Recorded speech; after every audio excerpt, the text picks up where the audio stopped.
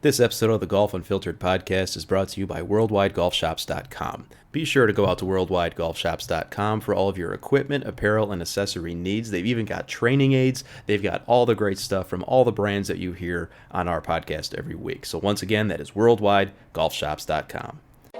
You're listening to the Golf Unfiltered podcast, your source for in-depth interviews with the biggest names, brands, and personalities in golf. Our mission? To keep you informed and help you enjoy the game even more. And now, the owner and host of the Golf Unfiltered podcast, Adam Fonseca. Welcome back, folks. This is the Golf Unfiltered podcast. I am your host, as always, Adam from golfunfiltered.com. Follow us all over social media at Golf Unfiltered, and you can send me an email, adam@golfunfiltered.com. And you obviously know where to find us. You can find us all over Apple Podcasts, Spotify, as well as the Hackers Paradise Podcast Network over at thehackersparadise.com. Hello to our friends over at Cleveland, Srixon, and XXIO, and we're going to have today's guest on from Cleveland, Srixon, and XXIO. He is Mr. Brian Schielke. He's the Director of Marketing, and we're going to talk a lot about the new ZipCore Wedges. I'm super excited about these wedges. I've been playing them for a couple months now.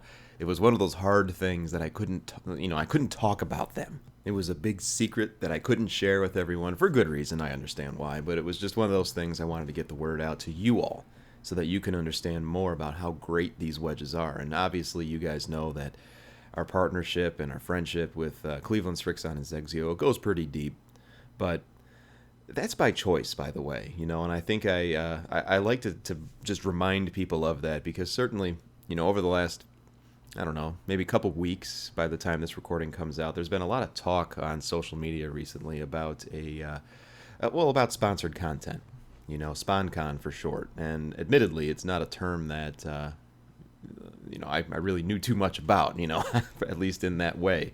I had never heard of the term SponCon, and I heard a few people, using it, or read a few people using it on social, and, it was brought up in the context of a PGA Tour article that was written, quite clearly, it was written as an ad for another brand, and, a lot of thoughts were shared about it. I had a couple conversations with a few people on Twitter, and people who I respect, and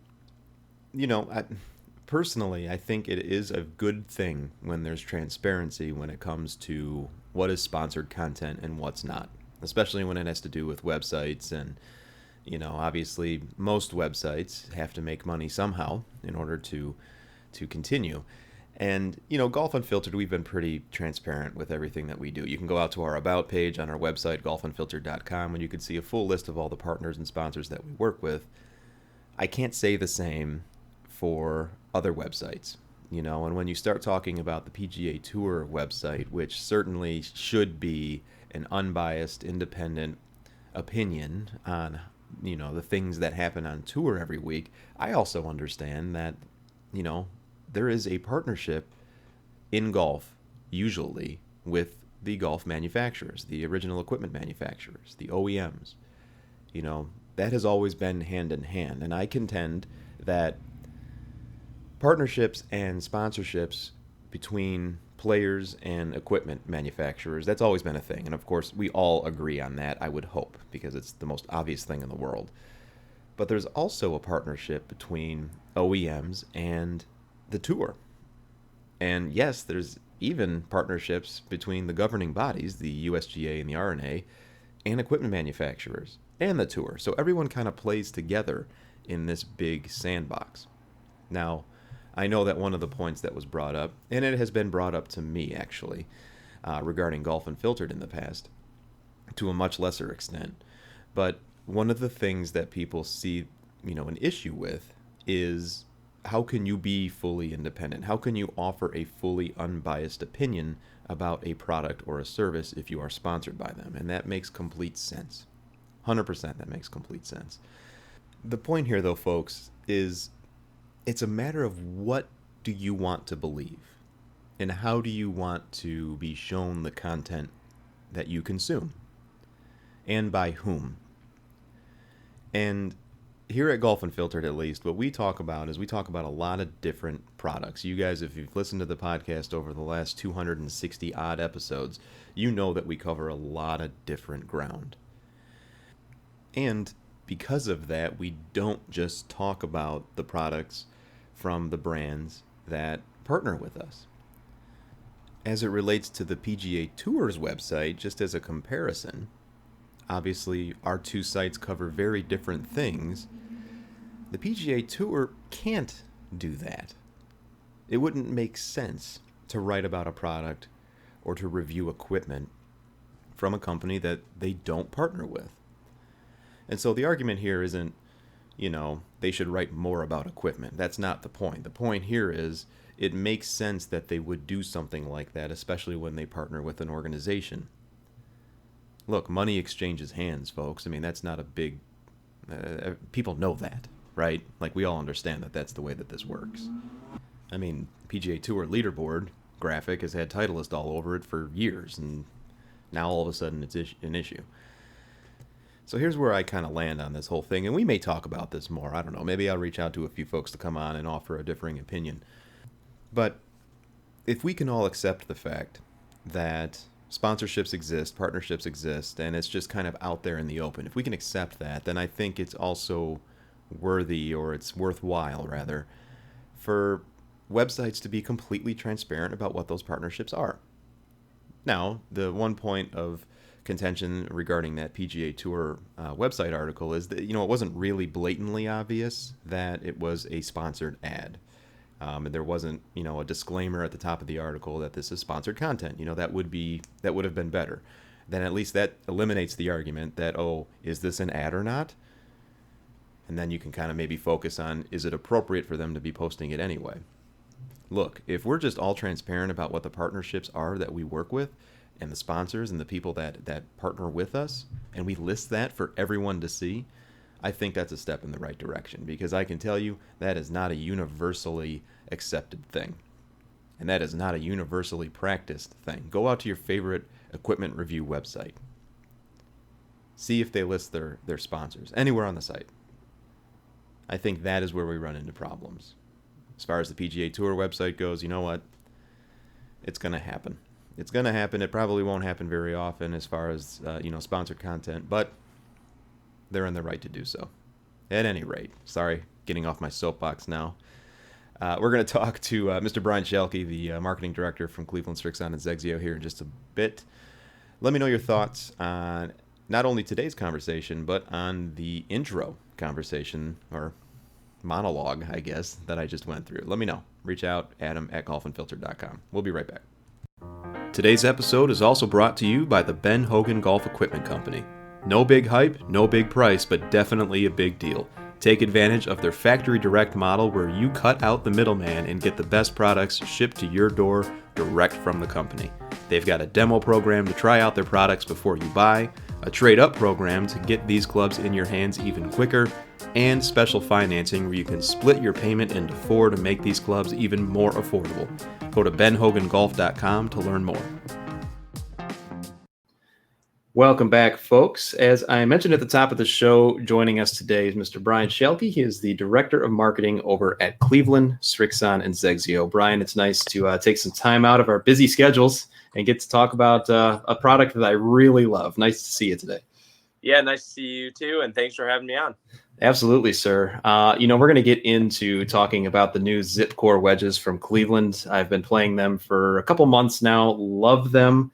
But I'd like to tell the audience at least a little bit of background of our guests. And correct me if I'm wrong. In my research, I found that you started in R&D and you moved to marketing. Is that correct? I did. Yeah, I did about 5 years or so in R&D as a research engineer, and then kind of moved over to the marketing side, doing more product planning and still working closely with the R&D folks, but more on a market research, product planning side of things. And kind of that took me there about 8 years ago. So now I've seen both sides, R&D and marketing. Nice. And I'm noticing that there's a lot of movement like that between those two departments. Is that pretty typical in golf? Yeah, at least in our company, the people kind of doing the market research planning, that it or planning the products, if they have an R&D background, know what it takes to build them, all the testing involved, the timelines, it only helps the collaboration, within the whole company. So that brings us to the newest release from Cleveland, which is extremely exciting, and that is the ZipCore wedges, the RTX ZipCore. And Brian, one of the things that jumps out right from the start, I'm a longtime fan of the brand, been playing the wedges for many years. From a marketing standpoint, you notice that there's a slight name change. You kept RTX, and you didn't go RTX 5. You went ZipCore. So what was kind of the thought process behind that? Yeah, so we'll start with the RTX side of things. Our RTX line of wedges stands for wedges built for better, more serious golfers. These are the wedges played out on tour. They're for the low to mid handicap golfer who really, I like to think of them as they can control their short game rather than their short game controls them. So we make wedges for better players under the RTX line, and then we make wedges for more mid-handicap golfers who need a little bit of forgiveness but still some versatility under our CBX family. And then we do have smart sole wedges as well. They're really wide sole. So, but back to RTX ZipCore. So yeah, a lot of people I think figured we'd be launching RTX 5, and when we could have named it RTX 5, but we're in the development stages, and we're looking at all this new technology going into the wedge, and we're just thinking like, man, naming it RTX 5 just makes it sound like a very subtle or incremental improvement over RTX 4. But really the technologies going into the wedge are more revolutionary than evolutionary. They're big technology changes, big improvements, and we really wanted to highlight that with the name as well. So that's where RTX ZipCore came about, rather than RTX 5 or a different name. I like how you put that, because I've even noticed a significant enhancement on an already great product, which was the RTX 4. And I've noticed subtle things, but also a lot of great things that just kind of, wow, I can't believe that this wedge is doing this. So let's kind of talk a little bit about ZipCore. So the name is ZipCore itself. What does that refer to in terms of the technology?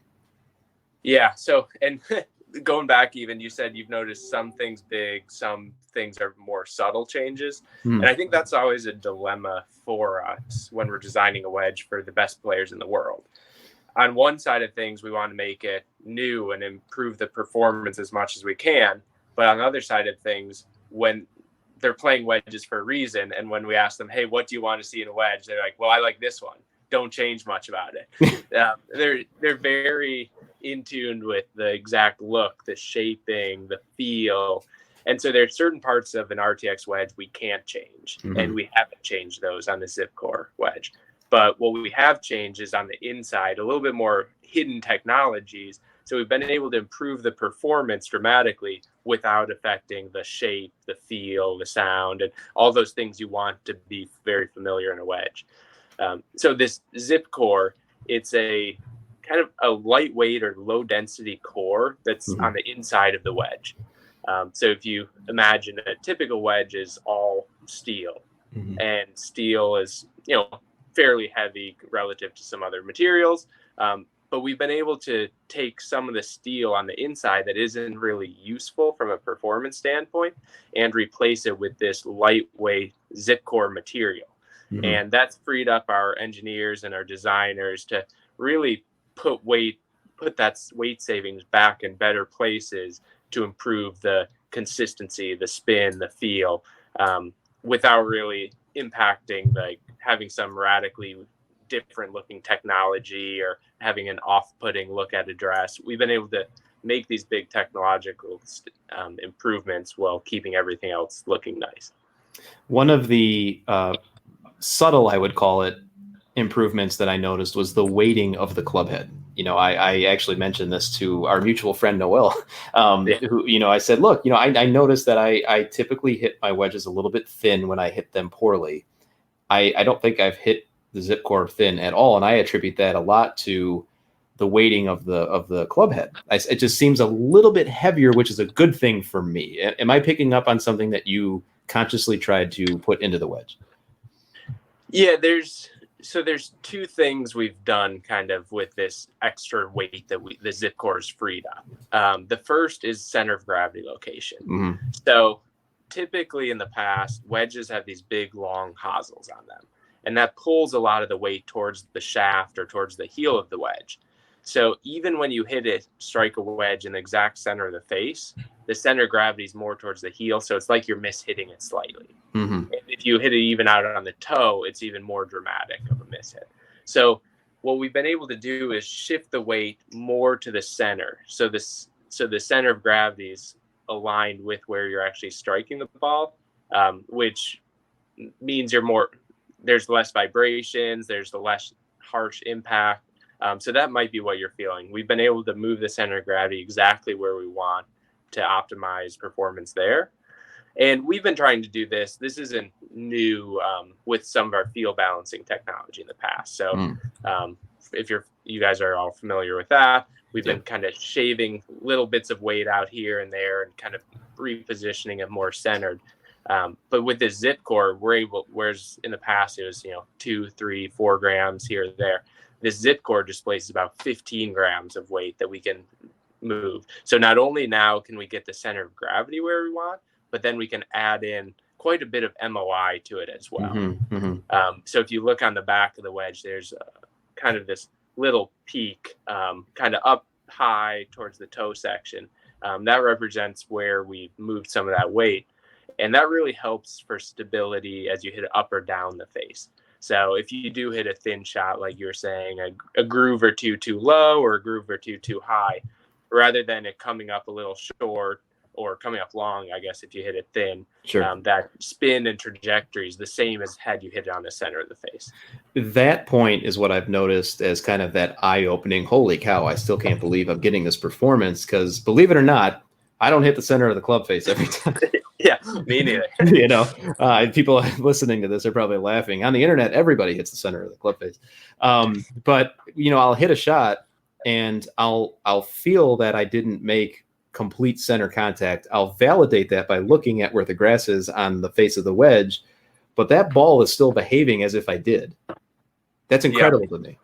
Yeah, I mean, that's really the goal. It's like make mishits act like center face shots. And especially for wedges, because they have so much loft and you're hitting them out of deep rough or off thin lies or maybe even from the fringe or tight fairways, you tend to hit them more, miss either thin or miss a little high on the face.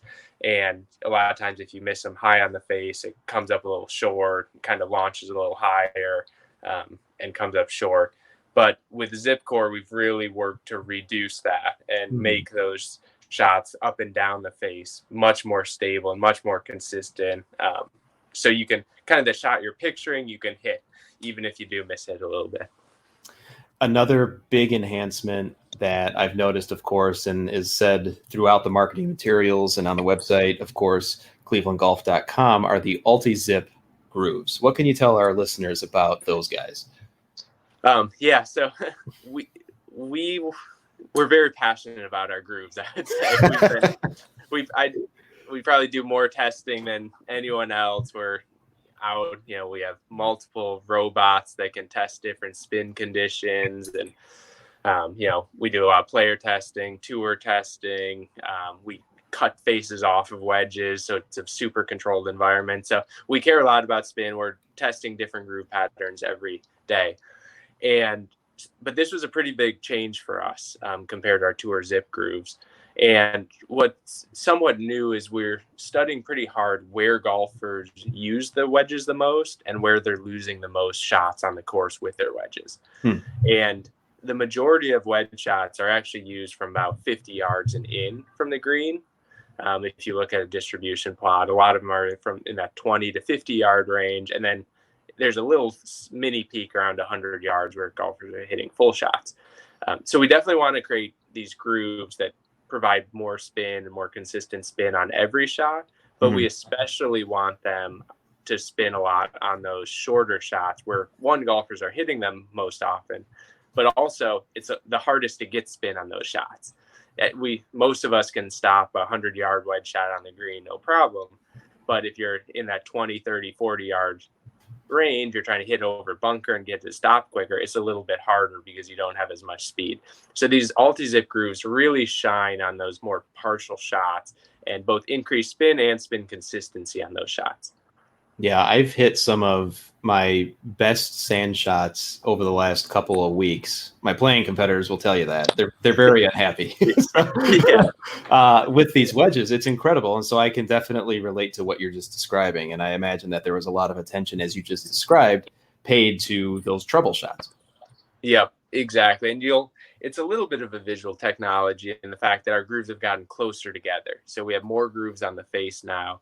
And a big part of that is that when you're hitting those more partial shots or greenside shots, the ball doesn't compress on the face quite as much. So the ball's not contacting as many groove edges on those partial shots. So the closer you can make them, the more grooves you can fit on the face, the better for more edge contact and getting that extra bite.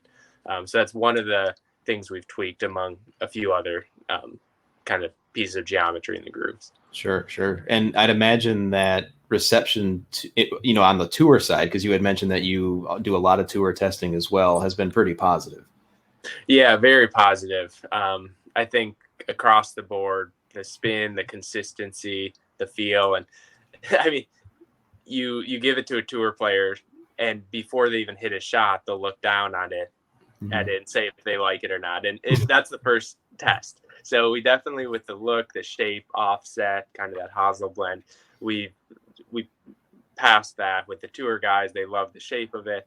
And then they start hitting it. And with the ZipCore is probably the biggest improvement. And it's nice to do some tour testing with a technology like that because it's somewhat hidden. It's on the inside of the wedge. So we were able to go out with prototypes actually about almost 3 years ago, going out on tour with prototypes with and without this type of ZipCore material inside, really to help validate the technology early on. And we could hand a tour player both wedges without them knowing what's going on, because it is on the inside, and say, hey, what do you feel? What do you see? Anything different? And they wouldn't recognize from a visual standpoint anything different, but they could sense like the added consistency, especially up and down the face, and a little bit more spin on some of those partial shots that they weren't really expecting. So it's been a fun project for a long time, and tour testing was a big part of that. That's incredible. Some of the stuff that we like to talk about on this podcast are kind of the behind the scenes, little known facts, and every new product has a story. And so like what you just mentioned about you testing prototypes of this 3 years ago, I mean, that's eye-opening to me. Is there anything else, one of those little tidbits that when you think back about ZipCore years from now, that you'll remember as, oh yeah, we had to think about this thing? I think it was part of the development process was just to get this material right. You need it to be super lightweight, to do what we're trying to do, but then also we actually cast the metal around it. So it needs to be stable enough to hold in place during that. It needs a high melting point. So when this molten steel is wrapping around it.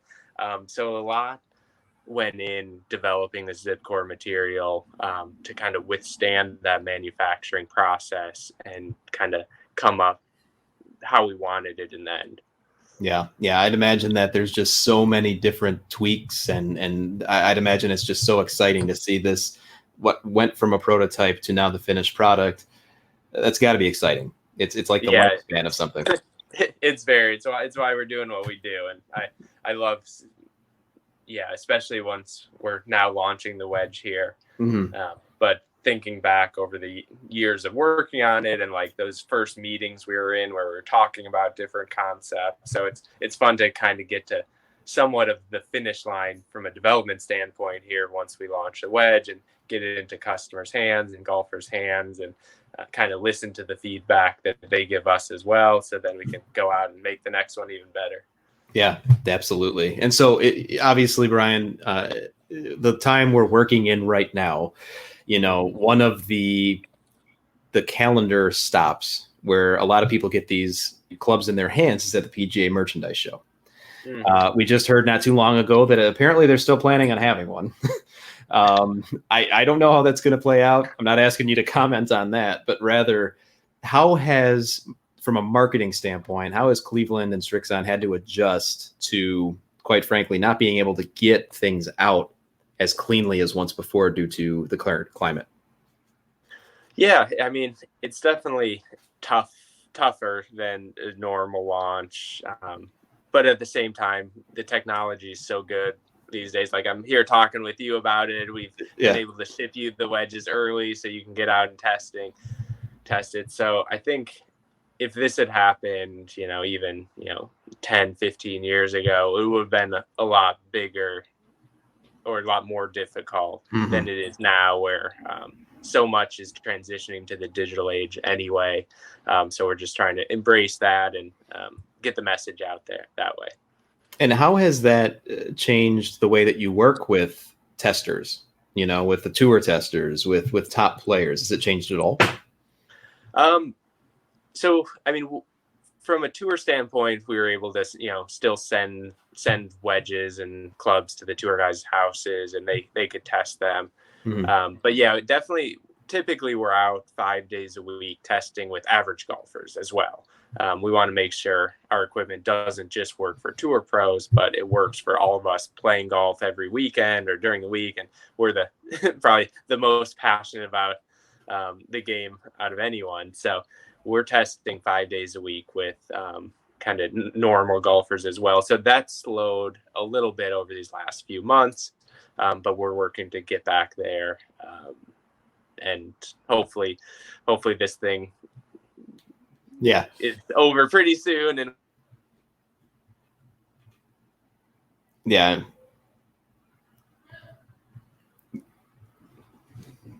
Oh, you there, Brian? Sorry, I think my phone cut out or something. That's okay. No worries. I can take that out up post. All right. Perfect. Okay. So I'll do a 3-2 and then we'll go right back into it. Okay. 3, 2. Yeah, I'm hoping, along with a lot of people, I'm hoping that we get back to normal or anything close to normal soon. And certainly in the golf industry, people want to get out and they want to try new things and they want to play new products like RTX ZipCore. And so on that point, and emphasizing a point you just brought up, we've been talking a lot about better players, about tour player testing. You had mentioned earlier that RTX traditionally is for the lower handicap, mid handicap, but the qualities within ZipCore seem like they could help golfers of any type. Would you say that the audience is wider these days? Yeah, it's definitely much wider with RTX ZipCore than RTX4, for example. And it's not quite this simple, but I'd say, cavity back wedges have grown in popularity quite a bit over these last few years. Our CBX2 wedges are doing great and helping a lot of golfers who need that forgiveness in their short games. And so with ZipCore, it gets pretty close to CBX2 in terms of those forgiveness technologies, but it looks a little bit cleaner. It has a smaller profile, shorter blade length, less offset. So it's very much has all those tour qualities from his aesthetic standpoint, but then has a lot of those same forgiveness technologies that a CBX2 wedge might have in terms of center of gravity position, MOI, and stability. So this one, I think we've broadened the range of our RTX family with the ZipCore wedge. And that's a positive for golf in general. I mean, listeners, once again, we're talking to Mr. Brian Schielke. He's the director of marketing over at Cleveland Srixon and XXIO, and this is a fantastic product. You guys know I love the brand, and I just got to tell you, this is probably one of the best wedges I've ever played, especially out of the rough, Brian. I mean, I don't know how you guys pulled that off, but I mean, I'm spinning a couple wedges back out of the rough, and I never do that. So yeah, kudos to you guys for doing that.